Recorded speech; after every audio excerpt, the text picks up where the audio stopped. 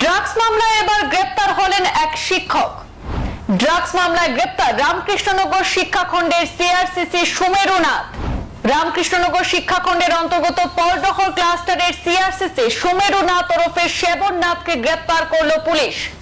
পুরনো একটি ড্রাগস মামলার তদন্তে শিক্ষক সুমেরু নাথের প্রত্যক্ষ যোগাযোগ থাকার সূত্রে বদরপুর পুলিশ আজ তাকে গ্রেপ্তার করেছে। তবে পুলিশ প্রশাসনের তরফে আনুষ্ঠানিকভাবে এখনো কিছু জানানো হয়নি।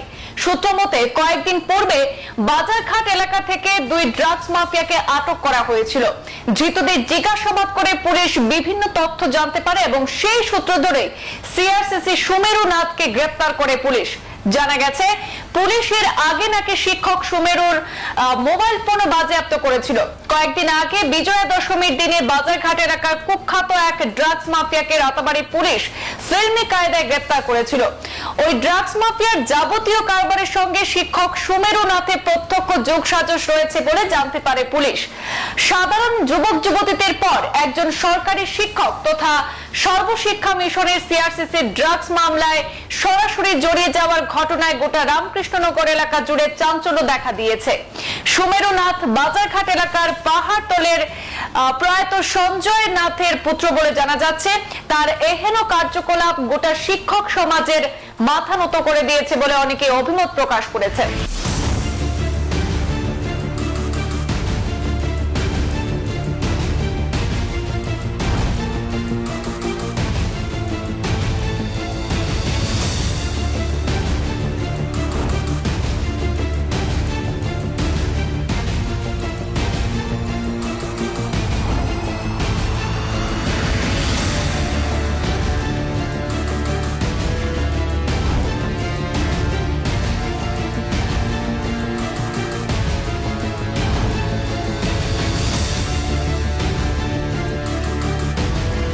সংবাদ এ পর্যন্তই, ফিরছি পরবর্তী অন্যান্য আপডেট নিয়ে। সাথে থাকুন।